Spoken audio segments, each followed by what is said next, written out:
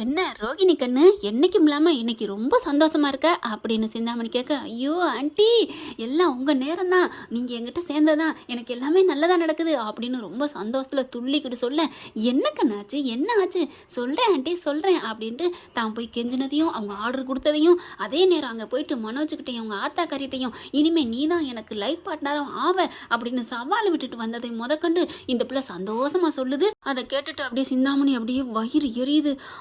என்னது இவ போய் இந்த அளவுக்கு ராசி பண்ணிட்டு வந்துட்டாளா, பணங்காசு கொடுக்க போறாளா, ஐயோ அப்படிங்கல ஆண்டி எப்படி உங்க ராசி அப்படின்னு திரும்ப அப்படின்னு உடனே முகத்தை மாத்துது சிந்தாமணி.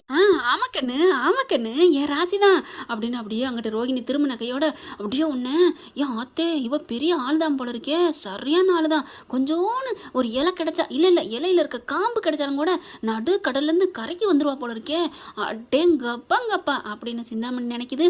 அடியே சிந்தாமணி உனக்கு ஒன்று சொல்கிறேன், உனக்கு ஒன்று தெரியாதா, நம்ம ரோகிணியை டைரக்டர் ரொம்ப நாளாக அவ்வளோதான், அதுக்கு மேலே சொல்ல முடியாது, அதனால் எப்போவுமே ரோகிணியை விடாமல் ஆரம்பித்த இடத்துக்கே வந்து கொண்டு வந்து நிப்பாட்டிட்டாரு டைரக்டர் அப்படின்னு நினைக்கிறவங்க கமெண்ட் பாக்ஸில் சொல்லிடுங்க ஃப்ரெண்ட்ஸ். அடுத்து என்ன செய்யறதுன்னு தெரியல சிந்தாமணி கிட்ட. என்ன ஆண்டி நான் சொல்கிறது சரிதானே, ஆமாம் கண்ணு ஆமாம், நீ பணம் காசு கொடுத்தீன்னா உன் மாமியாலும் உன் புருஷன் மனசு மாதிரி உன்னை ஏற்றுக்குவாங்க தான் கண்ணு அப்படிங்கிறாங்க. தேங்க்யூ ஆண்டி தேங்க்யூ அப்படிங்கிறாங்க. சரி கண்ணு நான் வர்றேன், சும்மா உன்னை பார்த்துட்டு போகலான்னு வந்தேன் அப்படின்னு சொல்லிட்டு வெளியில் வேகமாக கிளம்புதுங்க. அப்படியே போட்டு அடிச்சுக்குது. அக்கா என்னக்கா ஏக்கா ஒரு மாதிரி அவரை, டேய் வண்டியில் ஏறுங்கடா அப்படின்னு செம்ம காண்டாகுது. ஐயோ எப்படா இவ இந்த அளவுக்கு வந்துட்டா அப்படிங்கல. அக்கா அந்த பிள்ளை பெரிய ஆளுதான் போல இருக்கே, எப்படி உன் கண்ணு எடுத்து உன் விரல் எடுத்து உன் கண்ணில் குத்துது, ஆமாடா என் வீட்டில் இருந்துட்டு என் லட்சியத்தை குலைக்க பார்க்குறாளே அப்படின்னு சொல்லிட்டு இருக்கல. முடியாது விட மாட்டேன். அக்கா நீ என்ன நினைக்கிற, பணங்காசு கொடுத்துட்டா அப்போ அவள் ஏற்றுக்கிட்டான்னா அந்த வீடை வாங்க முடியாதுன்னு நினைக்கிற, ஆமாடா என் கூட இருக்கிறதுக்கு கரெக்டாக சொல்லிட்டு அப்படின்னு சிந்தாமணி அடிச்சுக்குது. இப்போ என்ன பண்ணலாம் அக்கா, நான் வேணா ஒன்று சொல்லவா, என்னடா யோசனை இருந்தால் சொல்லு, உனக்கு இப்போவே 10,000 தர்றேன், நல்ல யோசனையாக இருக்கணும் அப்படிங்கல. அக்கா 10,000 எடுத்து வைக்கா, என்னடா சொல்ல போகிறேன், ஆமாக்கா அந்த ஆர்டர் கிடைச்சா தானே மனோஜுக்கு போகும் பணங்காசு, அப்படி போனால் தானே மருமகளை ஏற்றுக்குவாங்க, அப்புறம் இவன் அந்த வீட்டுக்கு போயிட்டா வீட்டுக்கு வாங்க முடியாதுன்னு நீ நினைக்கிற, ஆமாடா அப்படின்னு சொல்ல, அந்த ஆர்டரே நம்ம கிடைக்க விடாமல் பண்ணிட்டா எப்படிடா கிடைக்க விடாமல் பண்ணுறது, என்னக்கா இவ லெவலுக்கெல்லாம் போயிட்டு இவெல்லாம் தர லெவல் காரி, இவ போயிட்டு அந்த மேனேஜரை பார்த்து பேசிட்டு வந்திருக்கா, நீலாம் டாப்புக்கா டாப் கேரில் இருக்கிற, நீலாம் அப்படி குனிஞ்சு பார்த்தாலே இவங்கெல்லாம் தலை நிமிரணுக்கா, தலை நிமிர்ந்து பார்த்து வணக்கம் சல்யூட் போடணுக்கா அப்படின்னா அவரை போய் பார்த்து பேசணுங்கிறியாடா, ஆமாக்கா டே இப்போ புரியுதுடா, அவன் கொடுக்க விடாம பண்ணிட்டான், இவனை எப்படி சேர்த்துக்குவாங்க, அப்புறம் அந்த வீடு நமக்கு தான் கடலில் மூழ்கிரும், அதுதான்க்கா சூப்பர்ரா உனக்கு எவ்வளோ தரேன்னு சொன்னேன், நீ எவ்வளோ வேணாலும் கொடுக்கா, 20,000 தரேன்னு சொன்னேன், ஆமாக்கா டேய் 10,000 தானே தரேன்னு சொன்னேன், அக்கா தெரிஞ்சிருச்சாக்கா, பின்ன ஆரியத்தில் கூத்தாடினாலும் காரியத்தில் கண்ணா இருப்பேன்டா, அதானே சிந்தாமணி அப்படின்னு சொல்ல, சரிக்கா நீ கொடுக்காட்டினாலும் எனக்கு பரவாயில்லக்கா, சரி விடு சும்மா சொன்னேன், உனக்கு உண்மையிலே 20,000 இல்லடா 30,000 கூட தரேன், எனக்கு எவ்வளோ பெரிய சாக்பாட் நியூஸ் சொல்லியிருக்கிற இந்தா அப்படின்னு கொடுக்க, அக்கா நீ தெய்வமோ தெய்வம்க்கா, உன் கால் எங்கக்கா அப்படிங்கல, இந்தா இருக்குடா தள்ளுக்கா அப்படின்னு கும்பிடுறேன், சரி விடு அப்படின்னு சொல்லிட்டு நேராக அந்த ஆள்கிட்ட போகிறாங்க, அதாவது இந்த ஆர்டர் கொடுத்தார் இல்லையா அந்த ஆள்கிட்ட போகிறாங்க, சிந்தாமணி வந்திருக்கான்னு சொல்லி விடுறாங்க. யார் அந்த சிந்தாமணி அப்படிங்கல, சரி வர சொல்லுங்க அப்படிங்கிறாங்க. அவங்க வந்து தன்னோட விசிட்டிங் கார்டெலாம் எடுத்து காமிக்கிறாங்க, இத்தனை வீட்டுக்கு நான் சொந்தக்காரி, இத்தனை பூக்கடை வச்சிருக்கேன் அப்படி இப்படின்ட்டு, ஓகே மேடம் நல்ல பொசிஷன்லாம் இருக்கீங்க, என்ன வீடு எதுவும் வேணுமா அப்படிங்கிறாங்க. வீடு இன்னும் கொஞ்ச நாளில் என் மகளுக்கு சீதனமாக கொடுக்குறதுக்கு வாங்கத்தான் போகிறேன், அதுக்கு உங்ககிட்டே நான் ஆர்டர் கொடுக்கலான்னு வந்திருக்கேன், ஓகே மேடம் என்ன இதில் வேணும் என்ன ப்ரைஸஸில் வேணும் அப்படி இப்படின்னு கேட்குறாங்க. இந்த பிள்ளைய அள்ளி விடுது சிந்தாமணியும். சரிங்க மேடம் உங்களுக்கு நான் கண்டிப்பாக நல்லபடியாக முடிச்சு கொடுக்குறோம் அப்படிங்கிறாங்க. எத்தனை கோடி 2.5 கோடியா அப்படிங்கிறாங்க. ஆமாம் மேடம் உங்களுக்காக வேணால் ஒரு 50% தள்ளுபடி பண்ணிக்கிறேன், அதெல்லாம் வேணாம் உங்களுக்கு நட்டை அடையக்கூடாது, நான் அது நீங்கள் என்ன சொல்கிறீங்களோ அதே நான் தந்துடுறேன். மேடம் நீங்கள் தான் மேடம் நான் இது வரைக்கும் உங்கள் பண்ணதுலேயே ஒரு பைசா கூட குறைக்க வேணாம், உங்கள் லெவலுக்கு உங்கள் காசையே நீங்கள் வச்சுக்கோங்கன்னு சொன்னது நீங்கள் ஒருத்தர் தான் மேடம் அப்படின்னு சொல்கிறாரு. பரவாயில்ல இருக்கட்டுங்க, நம்மளாம் மேன் மக்களுங்க அப்படி தாங்க விட்டு கொடுத்து போகணும், சும்மா 5க்கு 10க்குலாம் இது பண்ணக்கூடாது அப்படிங்கிறாங்க. இந்த இப்போ கூட ஒரு இடத்துக்கு நல்லது பண்ணத்தான் போயிட்டுருக்கேன் அப்படிங்கல. அக்கா விஜயா மேடம் வர சொன்னாங்களே போகலையா, ஆமாம் போகணும், அது வேற அந்த ரோகிணி ஏன் தான் இப்படி ஃப்ராடு பண்ணுறான்னு தெரியல, அந்த பஞ்சாயத்து வேற தீக்க போகணும் அப்படின்னு சொல்லல, இருங்க அப்படின்னு சொல்கிறாங்க. போன சிந்தாமணி அப்படி நிற்கிது. என்ன சார் வேணும் உங்களுக்கு, இல்லை நீங்கள் ஏதோ ரோகிணி விஜயா அப்படின்னு ஏதோ சொன்னீங்களே, ஆமாம் இந்த மனோஜுக்கும் ரோகிணிக்கும் டைவர்ஸ் ஆக போகுது, அதை என்னன்னு போய் கேட்கணும், பாவம் எங்கள் மாஸ்டர். யார் மாஸ்டர் அப்படின்னு கேட்கல, அட ஏன் கேட்குறிய, இந்த பிள்ளை ரோஹிணின்னு கல்யாணின்னு பேரை மாற்றி ஃப்ராடு பண்ணி 420 பண்ணி என் மாஸ்டர் குடும்பத்தையே ஏமாத்திருக்கா, அது மட்டும் இல்லை அந்த வீட்டில் இருக்க குழந்தைங்களுக்கு விவரம் தெரிஞ்சிடக்கூடாதுன்னு அந்த புருஷனோட தம்பி உயிரை போக்குறதுக்கும் அவங்க மாமினார் குழந்தைனார் எல்லாரையும் போக்குறதுக்கு என்னென்ன வேலை பண்ணியிருக்கிறா, இவெல்லாம் பொம்பளையா மனுஷியாவ, அதனால தான் பாவம் எங்கள் மாஸ்டர் கூப்பிட்றாங்க, கோர்ட்டில் போய் சாட்சி சொல்லான்னு இருக்கேன். இவெல்லாம் ஃப்ராடுங்க அப்படின்னு சொல்லல. ஏன் சார் நீங்கள் இதை பற்றி கேட்குறீங்க அப்படிங்கல. இல்லை இவ்வளோ ஃப்ராடா அப்படிங்கிறாங்க. ஆமாம், அவள் என்கிட்ட வந்து சொன்னதெல்லாம் வேறையாச்சே. என்ன உங்களை பார்த்தாங்களா, ரோஹிணி பார்த்தாளா, என்ன சொன்னா அப்படின்னு கேட்க அப்படியே சொல்கிறார் நடந்ததை. அடி பாவி, இங்கேயும் வந்து உங்ககிட்ட பொய் சொல்லிட்டாளா சார்? அவள் சொல்கிறது எல்லாமே பொய் சார், பொய். நல்ல வேலை நீங்கள் ஏதாவது ஆர்டர் கொடுத்துட்டீங்களா, பணம் காசு கொடுத்துட்டீங்களா?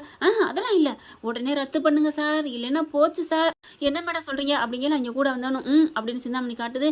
ஆமாங்க சார், எங்கள் அக்கா சொன்னால் கரெக்டு தான், அக்கா வாயிலேருந்து பொய்யே வராது. அந்த ரோஹிணி இருக்கே சரியான ஆள், பெத்த பிள்ளையவே அத்தைன்னு சொல்லி வளர்த்துருக்காளாம். பெத்த பிள்ளைய கண்ணில் காட்டாமல் ஊரில் இருக்கேன்னு சொல்லி அப்புறமா செத்து போயிட்டேலாம் சொல்லி ஏமாத்திருக்கு. பாவம் சார் அந்த மனோஜ் அப்படின்னு சொன்ன கையோட, சே இந்த பொம்பளை நல்லவன் நினச்சா அவளுக்கு போய் ஆர்டர் கொடுக்க நினச்சேனே, இப்போவே நான் கேன்சல் பண்ணிடுறேன் அப்படின்னு சொல்லிட்டு உடனே கால் பண்ணி சொல்லுங்கள் சார் அப்படின்னு சிந்தாமணி சொல்ல. ஆனால் நான் சொன்னேன்னு எதுவும் நினச்சிக்க வேணாம் சார், எனக்கும் உங்களுக்கு எந்த சம்மந்தம் இல்லை. நான் யதார்த்தமாக என் மாஸ்டர் வீட்டுக்கு போக இருந்தேன், நீங்கள் கேட்டதுனால சொன்னேன். பரவாயில்ல மேடம், நீங்கள்லாம் இருக்கிறதுக்கு இதெல்லாம் சொன்னது தான் சந்தோஷம் அப்படின்ட்டு ரோஹிணிக்கு காலை பண்ணிவிட்டு உடனே சார் என்ன சார் கேட்க, இங்கே பாருங்கள் உங்களுக்கு நான் கொடுத்த ஆர்டரை கேன்சல் பண்ணுறேன் அப்படின்னு சொன்னா ஆடி போகுது ரோஹிணி. சார் ஏன் சார் என்ன சார் ஆச்சு அப்படிங்கல. அதெல்லாம் முடியாதுமா, என்ன எதுனா சொல்ல வேணாம், சொந்த குடும்பத்தையே அப்படி ஃபால் பண்ணிட்டு இருக்கீங்க, என்ன நினச்சிட்டு இருக்கீங்க சார்? அப்படிலாம் இல்லை சார், நான் என்ன சார் பண்ணேன்? அம்மா வண்டவளம்புறம் தண்டவளம் எல்லாம் எனக்கு தெரியும், நீ வைமா போன அப்படிங்கிறாங்க. அப்படியே ரோஹிணிக்கு எதாகுது, என்னமோ மாதிரி ஆகுது. சே இவனை விடக்கூடாது, நான் போய் பார்க்கணும் அப்படின்னு சொல்லிட்டு வேகமாக கிளம்பி வருது. ரோஹிணி வந்துட்டு இருக்கல கரெக்டாக பார்த்தீங்கன்னா சிந்தாமணி அவங்க ஆள், ரொம்ப தேங்க்ஸ் சார், வீடை மறந்துடாதீங்க, எப்போ சார் இன்னும் ஒரு வருஷத்தில் உங்களுக்கு கட்டி கொடுத்துறோம். ஓகே சார் நீங்கள் மெதுவாக கட்டுங்க அப்படின்னு நைஸாக வந்த வேலை முடிஞ்சிச்சு அப்படின்னு கொளுத்தி போட்டு கிளம்பி போகுதுங்க. இந்த மாதிரி ஆளாக நல்லவன் நம்பிக்கிட்டு சரி ரோஹிணி இருக்குது. ஆனால் ரோஹிணிக்கு இப்படிப்பட்ட ஏமாறவ தான் தேவைங்க. ஆனால் இவளோட சேர்ந்து இந்த நல்ல குடும்பம் முத்து மீனாவிலங்க கிட போகிறாங்க. நம்ம மீனா அந்த வழியாக பூ கொடுத்துட்டு வந்துக்கிட்டு இருக்காங்க. கரெக்டாக பார்த்தீங்கன்னா ரோஹிணி வருது. அடுத்து பக்கத்து வீட்டில் பூவை கொடுத்துட்டு வர, அதாவது அந்த ஃபைனான்ஸ் இருக்கார் இல்லையா, அவர் அந்த இடத்துலேருந்து வர பார்க்குது. அப்போது இவ தான் எல்லாத்தையும் சொல்லி கொடுத்துட்டு வராளா அப்படின்னு சொல்லிட்டு, ஏய் மீனா நில்லு அப்படிங்கல, உனக்கெல்லாம் என்ன பேச்சு இருக்குது அப்படின்னு சொல்லிட்டு கிளம்புறாங்க. ஏய் நில்லுடி அப்படின்னு போய் முன்னாடி நிப்பாட்டுறாங்க. என்ன நினச்சிட்டு இருக்க, என்ன ஃபைனான்ஸ் செட்டை போட்டு கொடுத்துட்டு போறியா அப்படின்னு சொல்ல. என்னது ஃபைனான்ஸ் செட்டை நான் போட்டு கொடுத்தேன், என்ன நான் போட்டு கொடுத்தேன்? ஐயோ ஒன்றுமே தெரியாத மாதிரி நடிக்காதடி, இந்த 60,000 60 வீட்டுக்கு கொடுக்குற ஆர்டரை நீ மறைச்சிட்டா நான் அப்படியே சோர்ந்து போய் நினைக்கிறியா? நான் மறுபடியும் வருவேண்டி, நான் ஃபினிக்ஸ் பருவடி அப்படின்னு சொல்லிட்டு வேகமாக போகிறாங்க. உன்னால் முடிஞ்ச பாருடி, யாரும் யார்கிட்டையும் எதுவும் சொல்லலை அப்படின்னு மீனா போகிறாங்க. ரோஹிணி என்ன பண்ணுறாங்க, அந்த ஃபைனான்ஸரை பார்க்க, அந்த ஆளை பார்க்க போகிறாங்க. அவர் என்ன பண்ணுறாரு, இந்த பிள்ளைய வரக்கூடாதுடா, வர விடாமல் அனுப்பு, அவள் மூஞ்சிலே நான் முழிக்க விரும்பலை, அந்த மேடம் எப்படி சொல்லிட்டு போனாங்க. ஆமாம் சார் அப்படின்ட்டு, இங்கே பாருங்கம்மா உள்ளுக்கெல்லாம் வரக்கூடாது போங்கம்மா அப்படிங்கிறாங்க. என்ன சார் ஏன் சார் அப்படிங்கிறாங்க. அதெல்லாம் முடியாது கிளம்பு சார் அப்படின்னு எட்டி பார்க்குறாங்க. ஆனால் பார்க்க விடாமல் ரோஹிணி அனுப்பி விட்றாங்க. செம்ம காண்டோட விஜயா வீட்டுக்கு போகுதுங்க. அங்கே போயிட்டு ஏய் மீனா வெளில வாடி அப்படின்னு ஆய்வுன்னு கத்த. என்ன உனக்கு என்ன பிரச்சனை அப்படிங்கிற, என்ன ஆர்டர் கொடுத்ததை கெடுத்து விட்டுட்டியா அப்படின்னு சொல்ல. இங்கே விஜயாவும் மனோஜும் அதுக்கு முன்னாடி அடிச்சுட்டு கிடக்குதுங்க. அவள் கிடைச்ச ஆர்டர் வேணாண்டா அப்படின்ட்டு, அம்மா நமக்கு கடை முக்கியமாக இருக்குமா, அதுக்கு இருந்துட்டு போதுமா, அவள் என்ன தொழிலில் தானே பார்ட்னர் இருக்கா. டே என்னடா ஒடுகாலி, இப்போ தொழிலில் இருக்கவ நாளைக்கு அப்படியே உங்களோட ஒட்டிக்குவாடா, உனக்கு வெக்க ரோசமானவெல்லாம் இல்லையா? இங்கே பாருங்க யாரும் எதுவும் பேசாதீங்க, எனக்கு பிஸ்னஸ் முக்கியம் அப்படின்னு சொல்லிட்டு ரோஹிணி வந்து கத்துறாங்க. காய்ச்சி மூச்சுன்னு கத்துறாங்களா. அப்போ தான் இங்கே எதுக்கடி வந்து கத்துற அப்படிங்கிற நடந்ததுக்கப்புறம் சொல்கிறாங்க. நான் பேசி கஷ்டப்பட்டு என் புருஷனுக்காக வாங்கி கொடுத்த ஆர்டரை இவ கெடுத்து விட்டுருக்கா, நான் ஃப்ராடு பண்ணினேன் அப்படி இப்படின்னு சொல்லிட்டு அப்படின்னு சொன்ன கையோட விஜயா பார்க்குறாங்க. ஆமாடி நீ பண்ணதை தானே அவள் சொல்லியிருக்கா, உண்மை தானே அப்படிங்கிறாங்க.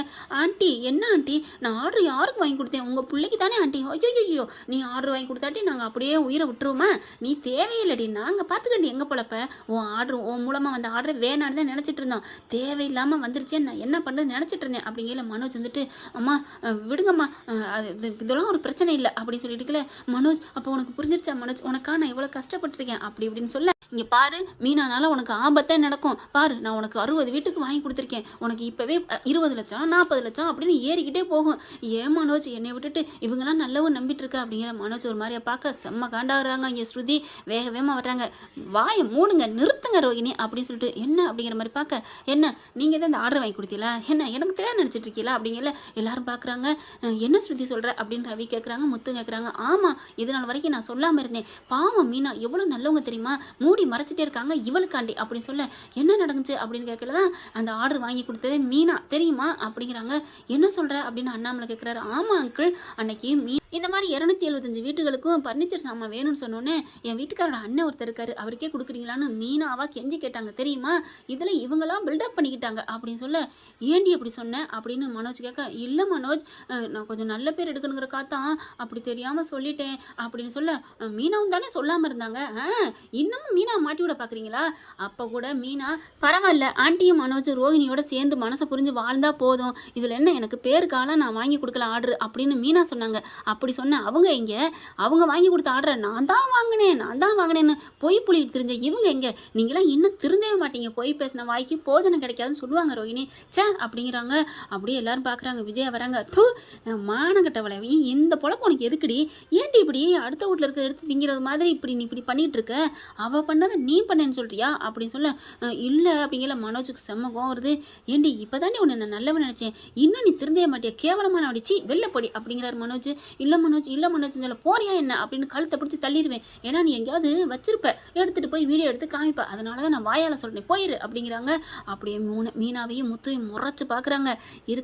இருக்கட்டும், என் கண்ணே என் கையெடுத்து என்ன குத்த பார்க்குறியா அப்படின்னு சொல்லிட்டு அங்கேருந்து கிளம்பி போகிறாங்க. அப்படியே திரும்பி பார்க்குறாங்க விஜயாவும் மனோஜும் முத்துவும் மீனாவையும். அப்போ பார்க்குறாரு, அப்பா பார்த்தீங்களாப்பா, மீனா எவ்வளோ நல்லவளாக இருந்திருக்கிறா, எவ்வளோ பெரிய ஆர்டர் வாங்கி கொடுத்துருக்கா, அதை இதுகளுக்கு தக்க தெரிஞ்சுக்கிச்சா, ஆடம்பரம் அப்படின்னு சொல்லிட்டு முத்து கத்துறாங்க. விடுடா, இது கூட அவங்களுக்கு புரியாது அப்படிங்கிறாங்களா. அப்படியே விஜயா அப்போ தாங்க முதல் முறையாக மீனா அப்படிங்கிறாங்க, அத்தை அப்படிங்கிறாங்களா, என்னை மன்னிச்சிரு அப்படிங்கிறாங்க. என்னத்தை சொல்கிறீங்க, நீ எவ்வளோ நல்லது பண்ணியிருக்க, ஒன்றை புரிஞ்சுக்காம நான் அப்படி இருந்துட்டேனே அப்படின்னு விஜயா சொல்ல, அத்தை அதெல்லாம் ஒன்றும் பரவாயில்ல, முதல்ல அந்த ரோஹினிட்டு விவாதத்து வாங்கணும், அதுதான் முக்கியம் அப்படிங்கிறாங்க. பார்ப்போம் அவள் இன்னும் என்னென்ன சொல்ல போகிறாங்கிறத பார்க்கலாம் அப்படிங்கிறாங்க. என்ன ஃப்ரெண்ட், இப்படிலாம் போனால் நல்லா தானே இருக்கும், பார்க்கலாம் என்ன நடக்க போகுதுன்னு. இந்த வீடியோ உங்களுக்கு பிடிச்சிருந்தா தயவு செய்து லைக் பண்ணுங்க. இன்னும் அப்டேட்ஸ்க்காக சேனலை சப்ஸ்கிரைப் பண்ண மறக்காதீங்க. நம்ம கிட்ட இருக்க எல்லா சேனல்ஸோட லேட்டஸ்ட் வீடியோ அப்டேட்ஸ்க்காக மேல ரைட் சைட்ல காட்டுற லிங்கை கிளிக் பண்ணி வாட்ஸ்அப் குரூப்ல ஜாயின் பண்ணுங்க. உங்களிடம் விடைபெறுவது நான் உங்கள் மெஹர்.